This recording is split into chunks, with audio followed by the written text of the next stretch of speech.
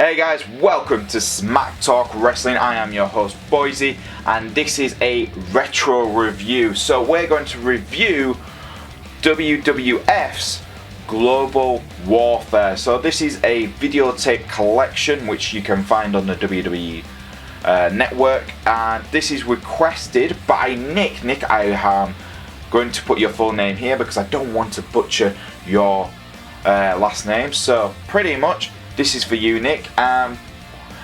This is interesting. This is like snippets. This is several matches from WWF's European tours following their WrestleMania.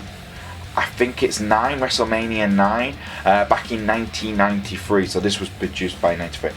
We do have a host for the video. It is going to be Jim Hart. So he will be coming through, talking about different matches and his love for music. Again, I keep stating, not a big fan of Jim Hart when I was a kid. Still to this day, he's kind of softer. I've kind of softened to him a little bit more, but I still have that kind of when I see Jim Hart on TV. But it was a great commentating team throughout this whole video. We had Jim Ross, Bobby the Brain Heenan, and the Macho Man Randy Savage. So a great commentating team. Now I've kind of given you an introduction to the video itself and everything else. Let's get straight on with the matches itself.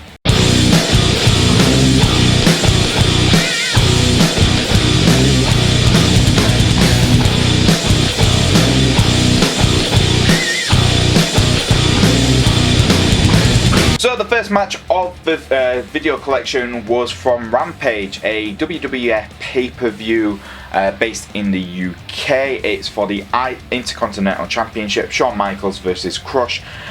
This was interesting. Obviously, it was the last ever Rampage pay-per-view in the UK. It was filmed just up the road at Sheffield for me, so a Yorkshire pay-per-view, which was pretty awesome.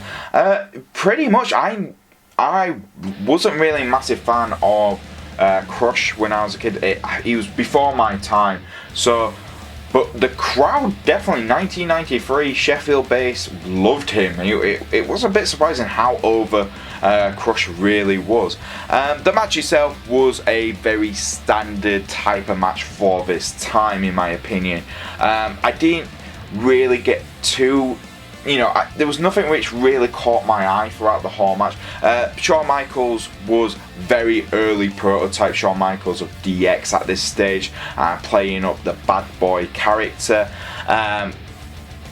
But pretty much it seemed like Crush was over. He had the power moves. He completely controlled Shawn Michaels. Shawn Michaels' selling was really good at this stage. Again, Shawn Michaels is one of the best ever wrestlers to come out of WWE. So yeah, it definitely seemed like Crush was, going to win. It's that traditional WWF babyface who's challenger, heel who's champion. We can't do a title change. How do we work this into the story? So pretty much, Shawn Michaels tries absolutely everything to make sure Crush doesn't get back in the ring. Tries to get him counted out. It doesn't work. Crush finally gets back into the ring, overpowers him, does the leg drop. He's signaling for his finisher. Shawn Michaels decides, that's it, I've had enough. He rolls out, he gets the 10 count. Pretty, again, standard WWF standards at this time. You don't want it to have a title change, but you want the babyface to seem, like he's going to get one over on the heel, which he does. He drags Shawn Michaels back into the ring. He manages to press his finisher onto Shawn Michaels. He walks around with the IC title. Everyone's going mad. The official has to inform Crush he hasn't won the title, and Shawn Michaels is still our IC champion. For me, good opening match. Like I stated, Shawn Michaels, this is early Shawn Michaels singles career. Didn't realise how over Crush was.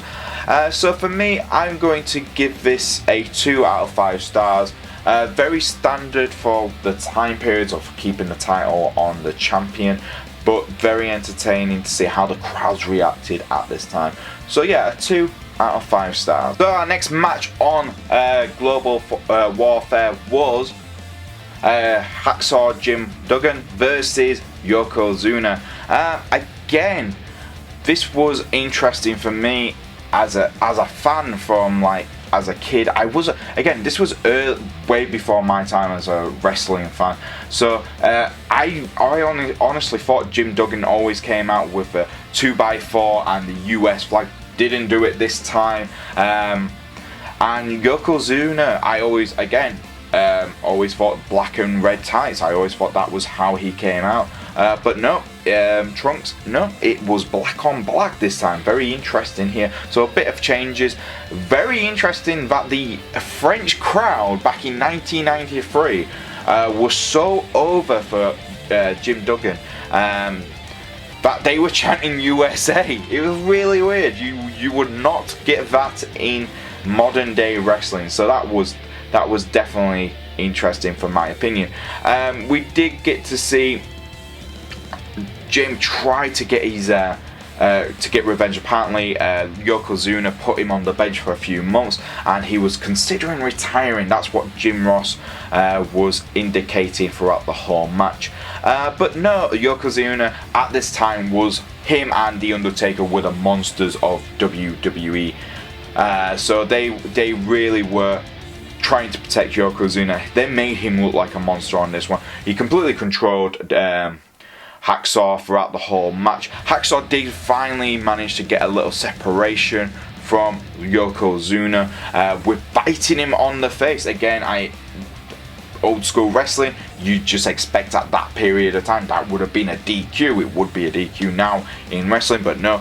Hacksaw managed to bite his face. He tries to overcome him. Mr. Fuji gets involved in the match as well, like he always does.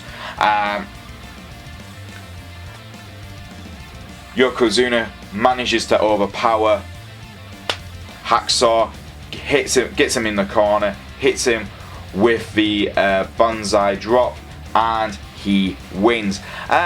Again, this was an interesting match, very much a house show type of match, building up Yokozuna to be this absolute monster, which he will become. And for me, you know, it's good to see Hacksaw. He was so over. He's still over now. So for me, I'm going to give it a 1.5 out of 5. It wasn't the best match, but it was still entertaining from my perspective. Then we go back to Jim Hart, where he's talking about Yokozuna, stating that the Hulkster will get his title back, obviously, and talking about how Yokozuna just recently won the title from Hulk Hogan. Then he obviously starts plugging Hogan's merch. You know, seeing as Hogan was mentioned so many times by Jim Hart in this video, you would have been nice to see him, but no. But yes, he's again plugging the Hulkster's merch.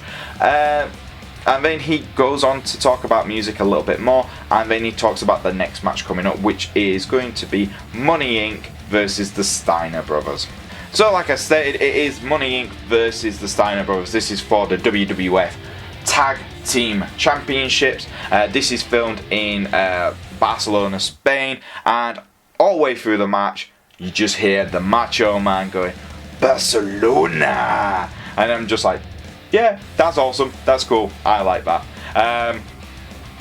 So pretty much the match itself, there's going to be a lot of nitpicks in this one, guys, I'm afraid to say.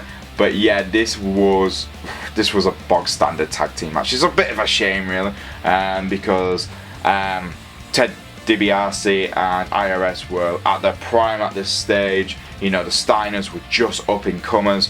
It would have been a lot better. I was expecting a lot better than what we got. And another complaint for me throughout the whole match was the cameras.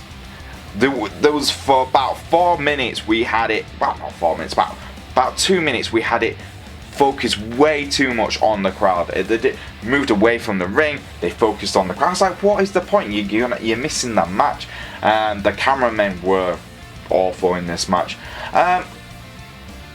But yeah, IRS and, you know, the $1 Million Man were just brilliant. They played the heel tag team champions perfectly. They really they really did absolutely everything to make sure that the Steiners wouldn't take the WWF Tag Team Championships. And it was great. The Steiners were the powerhouses. They were the fan favorites. Everyone wanted them to win. Again, this is old 1993 wrestling. You always have those despicable, dirty heels, and then you have the goodies of the baby faces. And it was good. You got Rick, who got a hot tag. He really outpowered it. IRS a cheap shot to him while the referee was distracted, allowing Money Inc. to really get back involved in this match. He managed to finally tag in his brother Scott as well. Another hot tag there. Scott managed to hit the Frankensteiner on IRS, but unfortunately, no, it wasn't IRS, it was Ted. It was Ted DiBiase.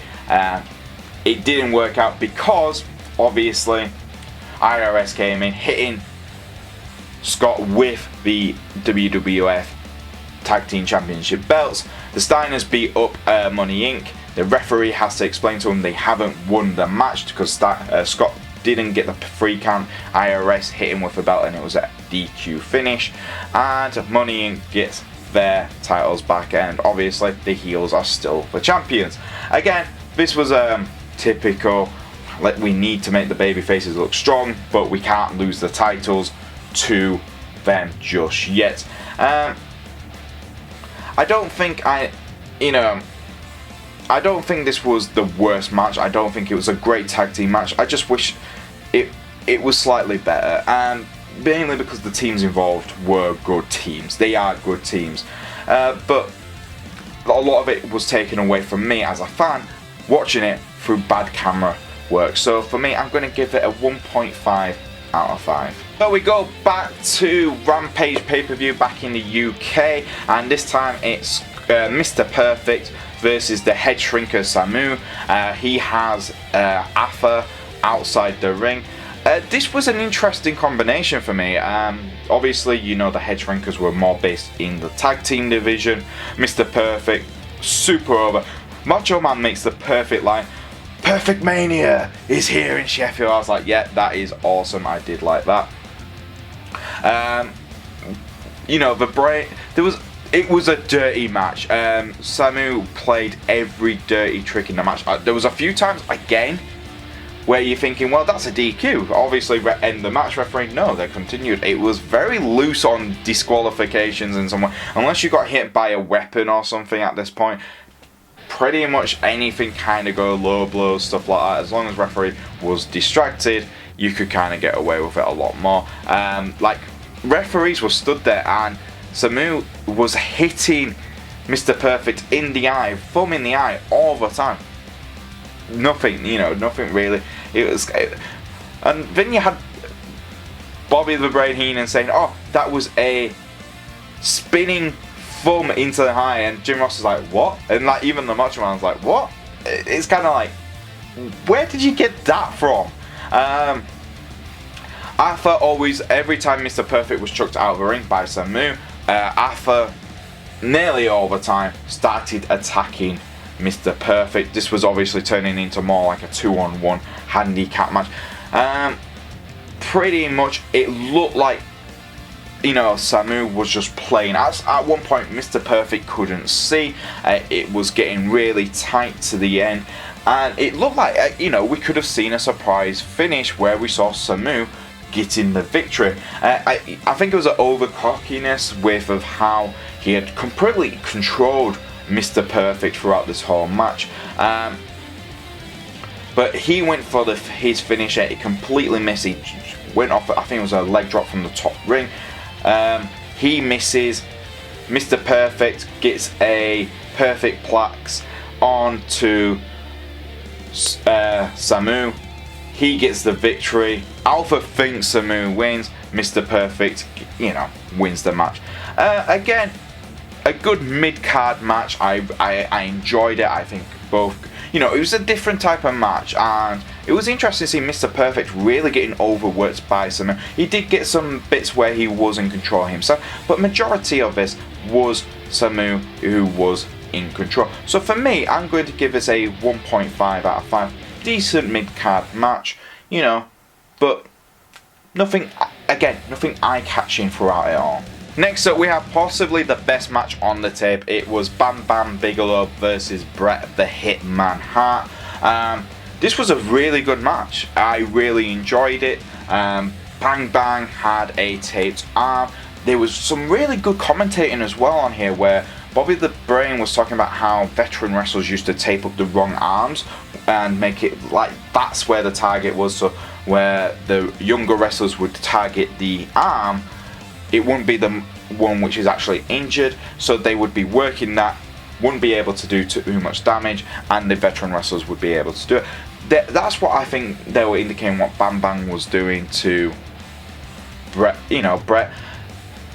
Then Bam Bam starts he gets control of the match when Bret tries to jump out of the ring onto him, but Bam Bam catches him, throws him into the ring post, works out, it makes it sound like this is like the ring post itself is absolutely destroyed Bret's back, and then this is where the amazing storytelling from Bret Hart and Bam Bam come from. Pretty much he's working Bret's back throughout it all. Another ring post, back ring post injury again. Then he gets him to the ring. He starts using, you know, power slams and throwing him to ring buckles. You know, Bret at these points he's at few points in the match he's trying to overcome Bam Bam, but the injuries to the back are just a little bit too much. Bam Bam goes to the top rope. He misses his signature. It looks like that, you know, Bret's got, you know, going to get, but Bam Bam again gets a little bit more control. Bret goes for a sharpshooter. Bam Bam kicks out. It looks like Bam Bam is about to get the victory, but Bret with a victory roll onto Bam Bam gets the win. 1, 2, 3. Bret Hart wins. This was a fantastic match. Best match of the night. I think Bam Bam Bigelow and Bret Hart, they've worked before with each other, but this was a very good match between the two of them. So for me, I'm going to give this a 2 out of 5 stars. Very much the best match of the night. Very well worked. Bret Hart and Bam Bam are just fantastic. Next to a match I really wasn't looking forward to. It was Crush versus Doink the Clown. I absolutely hate Doink the Clown. I do. He is awful. But yes, we had Doink the Clown match. This was, as a lot of fans, when I was researching this match, described it as a garbage match, and I can completely understand. Pretty much Doink got underneath the ring. He tried to take down Crush. Crush overpowers Doink. It pretty much is that kind of standard match. Doink starts he starts working more. He starts turning the momentum towards himself. He starts pounding on Crush. It seems like Doink's going to win this one. Then Crush obviously counters again. He starts bringing more power moves in towards the match. Crush manages to put here the Chronom Crush. That I finally found the name for his finisher was Chronom Crush, but he lets go quite soon. Allows Doink the Clown to escape, and he gets the count out victory. Yeah, this was again. I'm not a fan of Doink the Clown. It was alright. It wasn't a terrible match, but for me as a fan, it wasn't entertaining as enough as the other matches we got. So for me, I'm going to give this a 1 out of 5 stars, mainly because I hate Doink the Clown. But yeah, it just made Crush look really stupid, just releasing his his signature before Doink had tapped out. So for me, yeah, a 1 out of 5 stars. Next up, we had IRS versus Scott Steiner. This was filmed in Milan, Italy.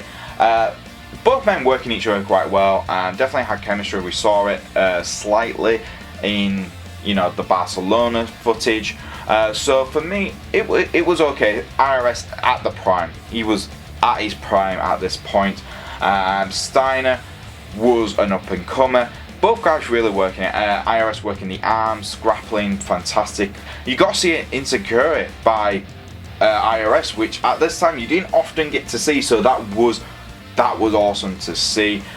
Steiner managed to get a bit of offense in himself. He managed to stop a lot of cheap shots from IRS as well. Steiner tried to go for a small package. Luckily enough, IRS managed to kick out by 2. Again, Steiner goes for there was a lot of headlocks and stuff like that. Going through the ropes in the, with each other. IRS it looks like he's put Steiner away. He goes for a running knee to the face to Steiner, and Bane pins him. It looks like Steiner is gone for, but he puts his puts his foot underneath the rope. The referee counts the 3, then realizes Steiner's foot is underneath the rope. IRS is celebrating, and then Steiner goes for a quick. He goes for his counter. Sunset flip, holds down IRS. He gets the 3 count. Steiner is the victor in this match. Again, both guys, they're doing an okay job. The match itself was fine. It was fine. Again, nothing too spectacular in my opinion. So I'm going to just give it a 1.5 out of 5. Last but not least on the videotape for the matches itself was the Undertaker versus Yokozuna. Again, the entrances took longer than the actual matches. Undertaker was. This was the match I was most looking forward to when I saw the matches on the tape selection. I was like, oh right, okay, this was the one I really wanted to see. Bit of a shame, really. Bit of a shame. Because both men were being built up as monsters. Obviously, the Undertaker was the baby face at this point. Yokozuna was the big monster heel at this time. And it just, again, it wasn't a bad match. It was just very short in my opinion. Look, Yokozuna, he powered on to Undertaker. Didn't seem to do that much damage. Paul Bearer got attacked by Mr. Fuji, so he was taken out of the match, which did distract the Undertaker a little bit. Yokozuna gets a DQ finish. Again, the heels have to cheat. He attacks him with a wooden bucket, the one which he puts the sand in and you throw the sand. That's what he attacks the Undertaker with. Mr. Fuji attacks him with the Japanese flag on the pole, so they're attacking him. It looks like Yokozuna's going for the Banzai drop again, but Undertaker does his classic lift up move, and Yokozuna just surprised. Mr. Fuji gets out of the ring, a poor choke slam, and there we go. That's the end. Really, pretty much a very the match itself really didn't have too much to talk about. I think it was about 5 minutes. To be honest with you guys, I think it was about 5 minutes was this match.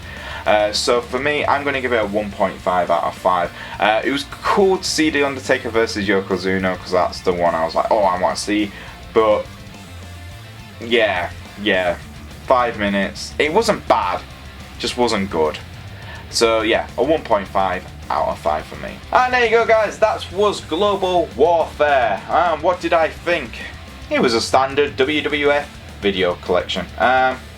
It wasn't anything particularly special. It was fine. Am I glad I watched it? Yeah, I'm happy that I saw some matches I haven't seen before. And it kind of gives you a reminder of how different WWF used to be. When you think of WWF, you think the Attitude Era. You look at this, it's a massive contrast to what they were. But for me, it was an okay Would I watch it again? No. I think one time's enough. If you haven't seen it, definitely give it a watch. Give a few of these matches a watch.